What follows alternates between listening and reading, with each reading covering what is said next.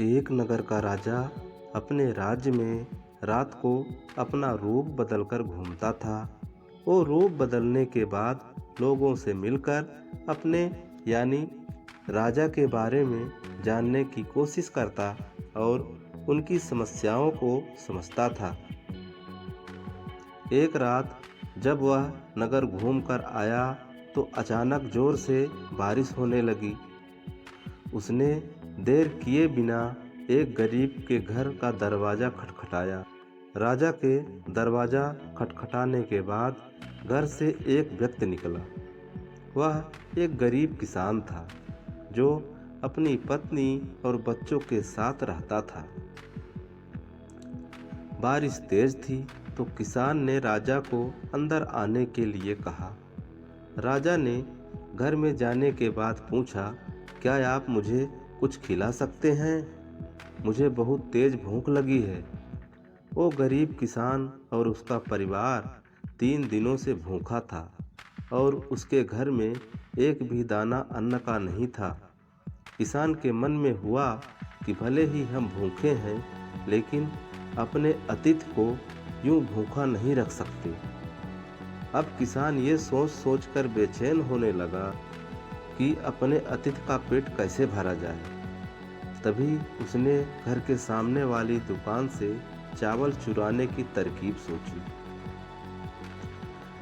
उसने सिर्फ अतिथि के लिए ही 2 मुट्ठी चावल लिया और उसे पकाकर राजा को खिला दिया। तब तक बारिश रुक गई थी। दूसरे दिन दुकान का मालिक अनाज की चोरी की शिकायत लेकर राजा के पास पहुंचा। राजा ने दुकान के मालिक और उस गरीब किसान को अपनी सभा में प्रस्तुत होने का आदेश दिया। सबसे पहले सभा में पहुंचे किसान ने राजा के सामने जाकर अपनी चोरी का इल्जाम कबूल कर लिया और बीती हुई रात की पूरी बात राजा को बता दी। किसान राजा से कहता है कि मैंने चोरी की लेकिन मेरे परिवार ने उस अनाज का एक निवाला भी नहीं खाया।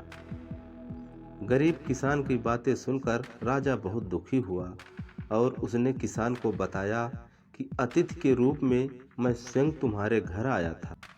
इसके बाद राजा ने सभा में पहुंचे दुकानदार से पूछा कि क्या आपने अपने पड़ोसी को चोरी करते हुए देखा था? दुकानदार ने जवाब दिया, हाँ, मैंने इसे रात को चोरी करते हुए देखा था।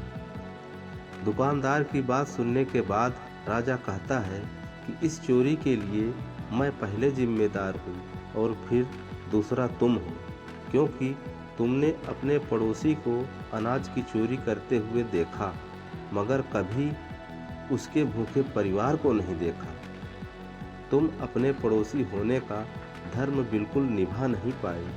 इतना कहने के बाद राजा ने दुकानदार को सभा से जाने के लिए कह दिया और किसान की अतिथि निष्ठा भाव को देखकर उसे 1000 सोने के सिक्के इनाम के रूप में दे दिए। दोस्तों, कहानी पूरा सुनने के लिए बहुत बहुत धन्यवाद।